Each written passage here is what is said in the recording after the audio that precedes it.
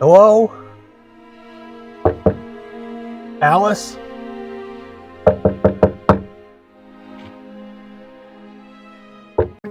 We interrupt this broadcast of Alice Doesn't Live Here Anymore to bring you this special news bulletin.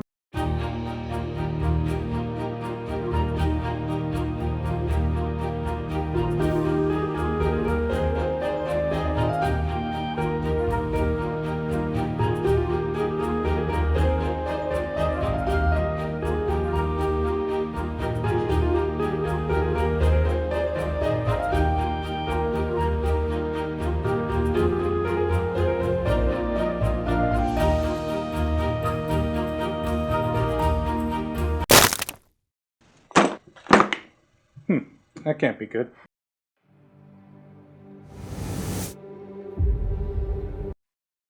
Hey, fellow masters.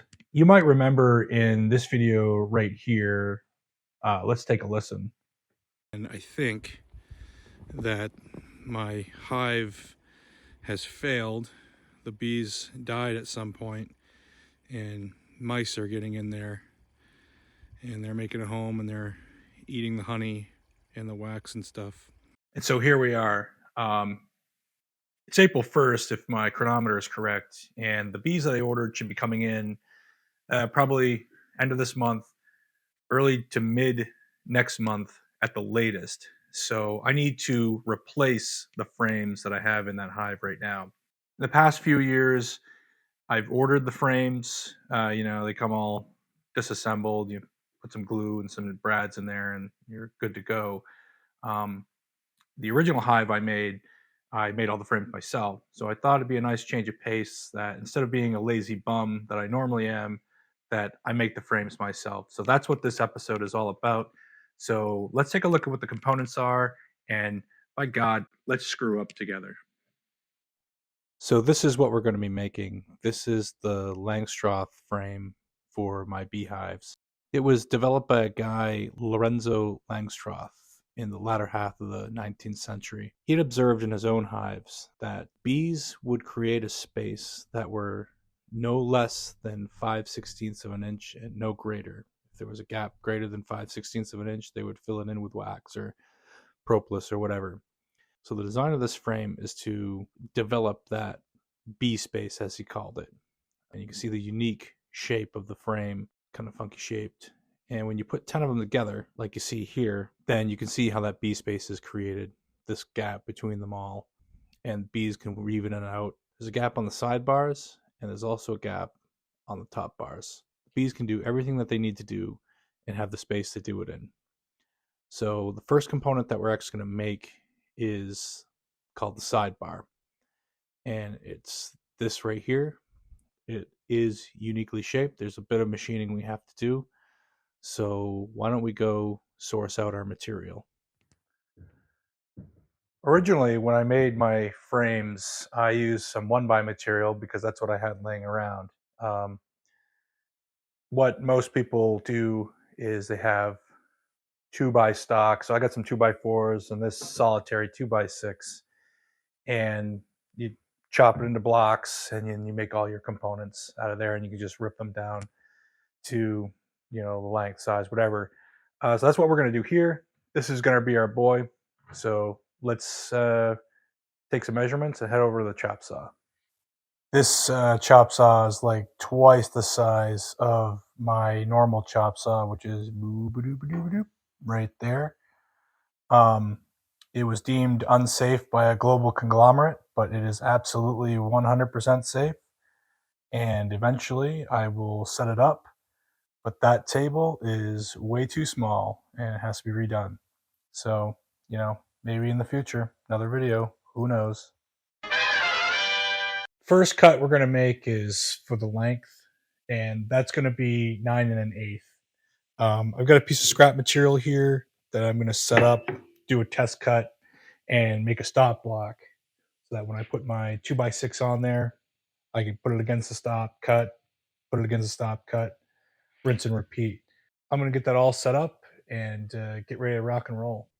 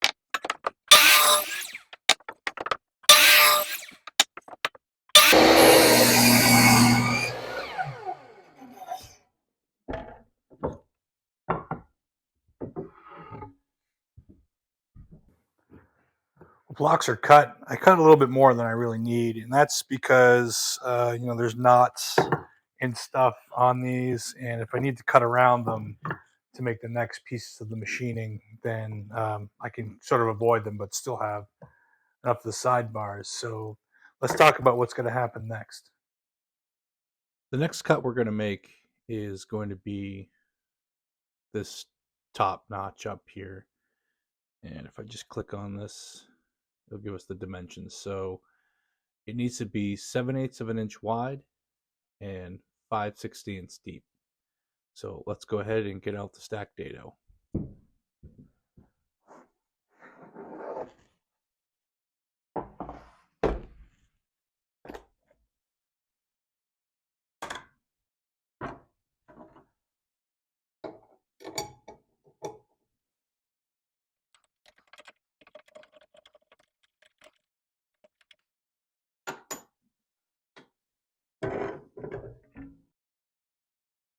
So this is my stack dado, and it's seen a little action in its day, and it could probably use a cleaning.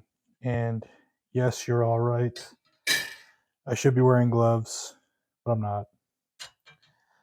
And at any rate, the trick to this is that we have the two saw blades.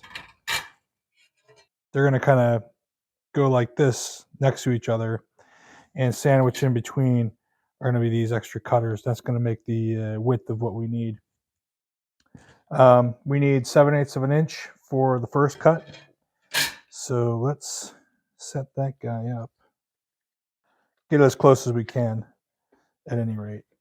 And you can watch me fumble as I do this. So you get one blade, put on the arbor, and we'll use 16th inch washer.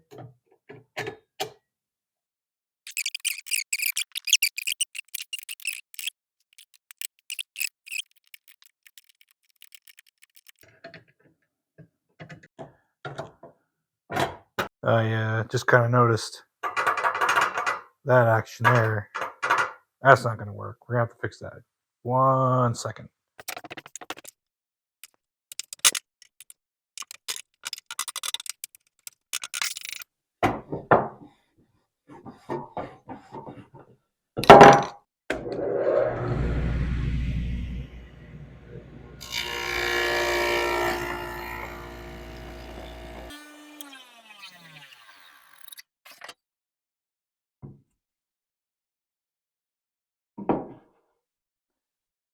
These calipers, when closed all the way, are 7/8 of an inch from tip to tip. So we stick this kind of in there, and we're shy just a little bit, like a 16th. That gets me to thinking, what does that say? 1/16th. Probably should have put that in there. Smooth X-Lax. Well, not changing it now. We'll just do it in 2 passes. So let me do like a wheel setup thingy. So I forgot to hit record, and thus you will not see the next setup. Yet you will see the result of that setup right here. A little bit of material not cut off during the initial cut, but nothing a sharp chisel can't handle.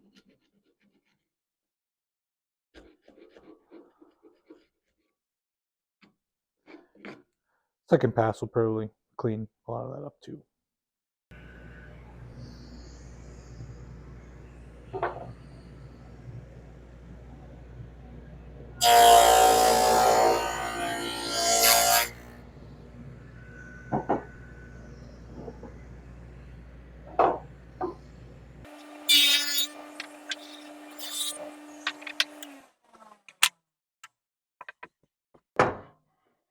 Here I am actually setting up for the second part of this cut, and I'm not really doing any real measurements. I'm just basing the edge of the saw blade from one of the reference points that I marked onto the workpiece. and that's how I make this next cut.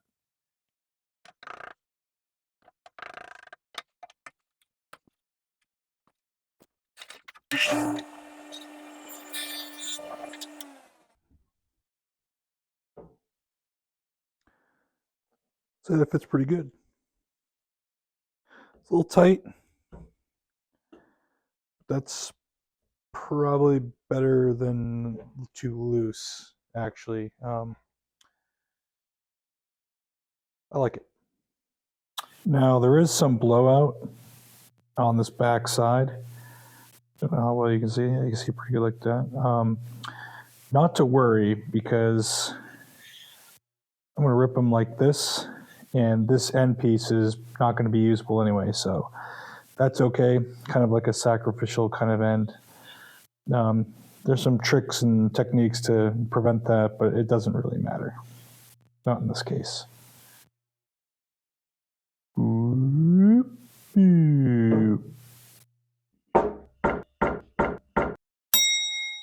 Off screen, I set up the stack dado for a 3/4 inch cut and marked out the work piece.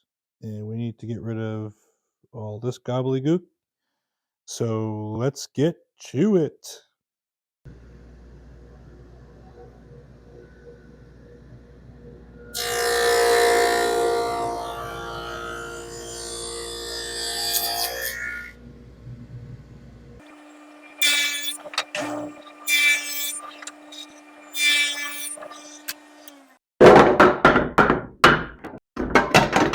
Now it's time to cut the individual bars. They need to be 3/8 of an inch. In order to cut this safely, I'm not cutting through the entire material. I'm leaving about 32nd of an inch or less, and you can kind of see that in this next shot.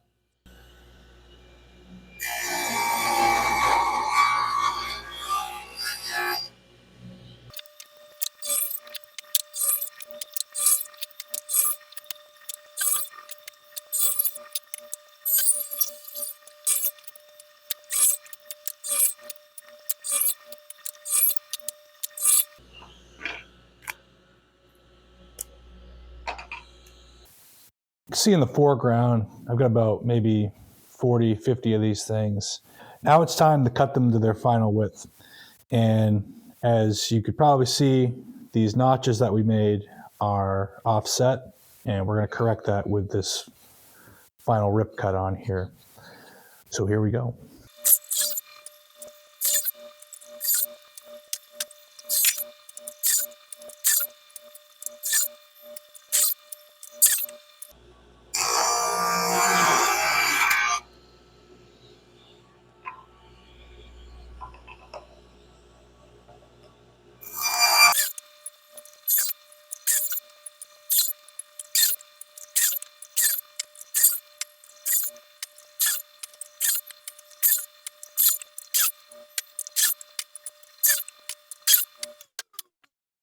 Over here at the bandsaw, I have the next setup.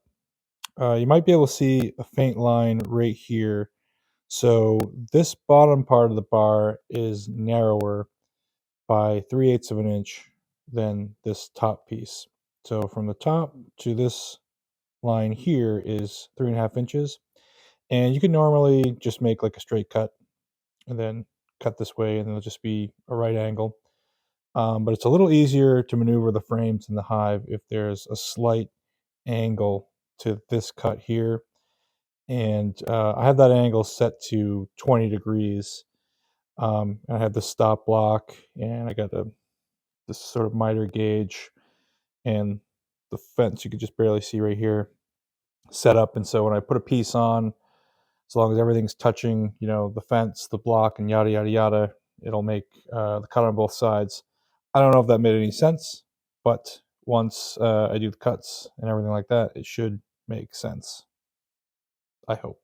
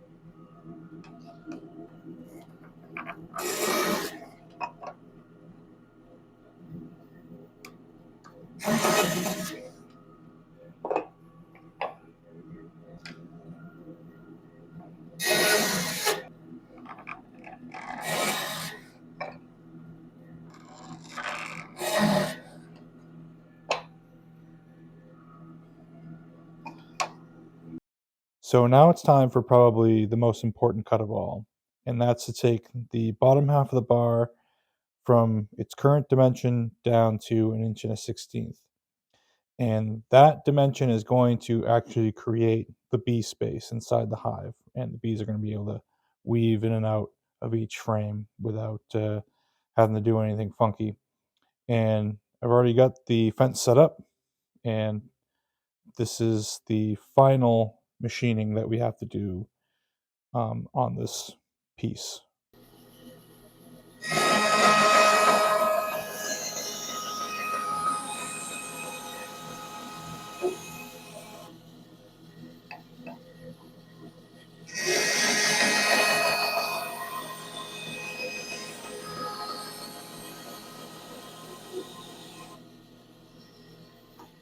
So after that cut is made, this is what we're left with. And you can see I cut up to that little bevel, and it kind of makes, see if I can show you, this shape here.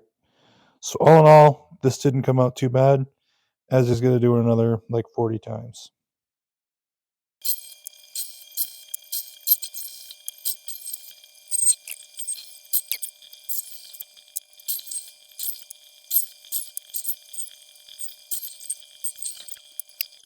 So that's the sidebar basically done. There's a few holes that need to be added, and we can do that at a later time. I thought that's where I would end this video.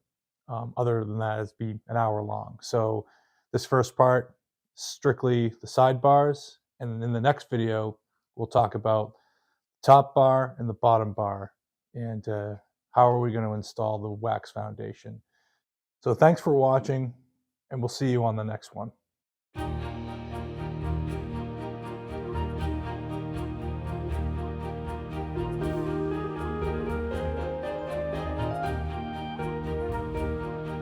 Hey everybody, thanks for watching. If you're enjoying what you see on the channel, please like, share, and subscribe. Also, don't forget to hit the bell icon for any notifications from future videos. See you on the next one.